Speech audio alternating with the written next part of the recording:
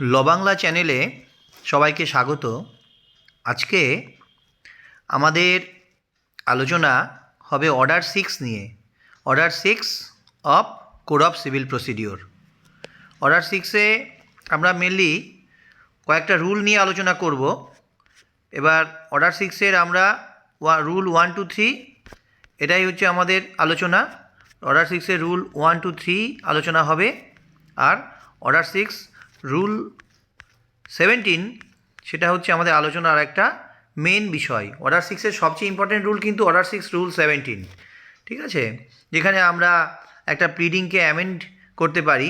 অর্থাৎ প্লিডিং কোনো আমরা প্লেইন্টে বা রিটেন স্টেটমেন্টে যদি কোনো ভুল থাকে সেই ভুলটাকে আমরা রেকটিফাই করে নিতে পারবো অর্ডার 6 রুল 17-এ। কিন্তু তার আগে আমরা অর্ডার 6-এর প্রথম দিকের 3টে রুল 1 থেকে 3 অবধি একটু দেখে নেব, ঠিক আছে। অর্ডার 6-এ মোটামুটি অনেকগুলো রুল আছে, তো তার মধ্যে আমরা মোস্ট ইম্পর্টেন্ট রুল যেগুলো সেগুলো নিয়েই ছোট্ট করে একটু আলোচনা করে নিচ্ছি। Order 6 rule 1 2 3 of the Code of Civil Procedure established foundational definitions and principles for pleadings in civil suits, ensuring clarity and focus on essential issues, ঠিক আছে।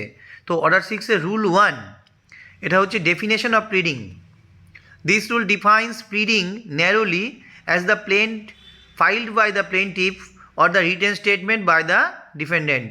অর্থাৎ এখানে এই যে প্লেন্ট তার স্কোপটা কী থাকবে সেটা অর্ডার 6 রুল 1 বলে দিচ্ছে। It scope limits pleading to this court documents excluding additional filings like counter claims unless specified elsewhere to streamline civil proceedings. অর্থাৎ অর্ডার 6 রুল 1-এ আমরা কাউন্টার ক্লেমগুলো করতে পারবো না, এখানে জাস্ট প্লেইনটা এবং রিটেন স্টেটমেন্টটার দেওয়ার প্রভিশনটা রয়েছে।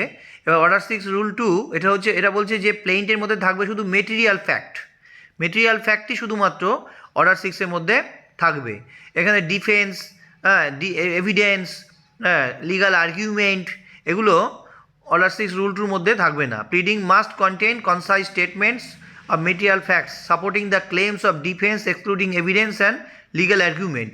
অর্থাৎ যে প্লিডিং আমরা সাবমিট করছি সেটার মধ্যে জাস্ট মেটেরিয়াল ফ্যাক্ট।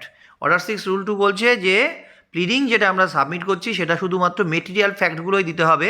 এখানে আমরা ডিফেন্স কীভাবে করব, এভিডেন্স কী থাকবে, লিগ্যাল আর্গুমেন্ট কী থাকবে সেগুলো এখানে থাকবে না। This rule scopes promotes fair issue framing. Rule 3 particulars requirement. Parties must furnish full particulars for allegations like fraud, misrepresentation, breach of trust when material. This extends to claim for liquidation damage which specifies on dates, amounts and documents as needed, preventing vague pleadings that could prejudice trials। তাহলে পরে এখানে বলছে যে order 6-এর ক্ষেত্রে এটা যে প্লিডিংটা করা হচ্ছে সেখানে ফুল পার্টিকুলার্স দিতে হবে এবং এটা যেন কোনোভাবেই ফ্রড বা মিসরিপ্রেজেন্টেশনের মাধ্যমে এটা না করা হয়। এবার হচ্ছে most important rule of order 6, সেটা হচ্ছে অর্ডার 6 রুল 17। অর্ডার 6-এর সবচেয়ে গুরুত্বপূর্ণ রুল হচ্ছে অর্ডার 6 রুল 17, সেটা হচ্ছে প্লিডিংয়ের অ্যামেন্ডমেন্ট। এটা অবশ্যই মনে রাখতে হবে যে একটা প্লিডিং আমরা যে করলাম তার প্লেইন্টের বা রিটেন স্টেটমেন্টের দুটোরই অ্যামেন্ডমেন্ট করা যায়। যদি আমাদের দেখা যায় যে ডিউ কেস যখন চলছে তখন যে প্লিডিংয়ে চেঞ্জ করতে হবে তখন অর্ডার 6 রুল 17 অনুযায়ী সেই চেঞ্জটা করা যেতে পারে। Amendment of pleading in civil suits, court may permit either party to alter or amend their pleadings at any stage to ensure the real issue in controversy and determined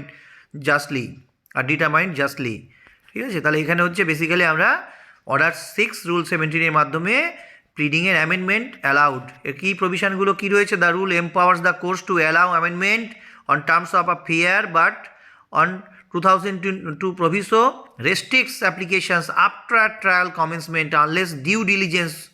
তাহলে বলছে যে এখানে প্লিডিংটাকে আমরা চেঞ্জ করতে পারি, কিন্তু 2002-এ এটা বলা হয়েছে যে আফটার ট্রায়াল সেটা করা যাবে না। Amendment must not work injustice, introduce entirely new cause of action. অর্থাৎ নতুন অ্যামেন্ডমেন্ট হবে, ঠিক আছে, হয়তো কোনো নন জয়েন্ডার পার্টি ছিল তাকে জয়েন করা হলো, এগুলো হবে, কিন্তু নিউ কজ অফ অ্যাকশন, হ্যাঁ, অথবা বার্ড বাই লিমিটেশন এরকম কিছু হলে এরকম কিছু হলে কিন্তু সেইগুলোকে কিন্তু এখানে অ্যামেন্ডমেন্ট করা যাবে না। অ্যামেন্ডমেন্ট করার কিছু রেস্ট্রিকশন আছে, হচ্ছে আফটার ট্রায়াল। হ্যাঁ, আফটার ট্রায়াল আর এটা হবে না, প্রথম দিকে এটা করতে হবে। Failure two file amendment pleadings within the court specified time, এটা যদি কোর্ট কিছু না বলে তাহলে 14 দিন এর সময়সীমা। হ্যাঁ, bars further changes under order 6 rule 18, তাহলে অর্ডার 6 রুল 18-এ বলছে যে যদি মোটামুটি কোর্ট স্পেসিফাইড টাইম, সাধারণত কোর্ট কিছু না বললে 14 দিন, অর্থাৎ যে আমরা অ্যামেন্ডমেন্ট করব একটা তার কাছে পারমিশন নেওয়ার পরে উইদিন 14 ডেজই এই অ্যামেন্ডমেন্টটা করে নিতে হবে, তা নাহলে কিন্তু আর হবে না, সেটা অর্ডার 6 রুল 18 বলে দিচ্ছে। এবার হচ্ছে জুডিশিয়াল প্রিন্সিপলস, এখানে সুপ্রিম কোর্টের কিছু রুলিং রয়েছে, সেগুলো কি বলছে যে emphasize the liberal approach for justice as long as amendments clarify real disputes without altering the source name fundamentally, source nature fundamentally, অর্থাৎ অ্যামেন্ডমেন্ট যা করা হবে সেটা যেন সুট যেটা ছিল তার নেচারটাকে ফান্ডামেন্টালি চেঞ্জ না করে দেয়। এটাই সুপ্রিম কোর্ট বলছে যে ঠিক আছে অ্যামেন্ডমেন্ট ইজ অ্যালাউড, বাট ওই কজ অফ অ্যাকশনই পাল্টে দেওয়া, সুটের নেচারটাই বলতে দেওয়া, সেটা করলে কিন্তু সেইটা অ্যামেন্ডমেন্ট হিসেবে গ্রাহ্য করা হবে না। Cases like north eastern railway administration versus ভগবান দাস, এই কেসে বলেছে যে granted affirm amendments are granted if they are avoid injustice and address core issues, অর্থাৎ কোর ইস্যুস থাকলে সেইটুকু অ্যামেন্ডমেন্ট করা যাবে। Courts reject request involving bad faith, needless complexity আর পোস্ট ট্রায়াল ল্যাক্সিটি, কিন্তু পোস্ট ট্রায়ালে কিছু করলে বা যেগুলো দরকার নেই এমন কিছু ঝামেলা যদি কেসের মধ্যে নিডলেস কেয়ার কমপ্লেক্সিটি যদি নিয়ে চলে আসে, ইনভলভিং ব্যাড ফেথ অথবা পোস্ট ট্রায়াল ল্যাক্সিটি, এগুলো এরকম ধরনের কেসে এটা হবে না।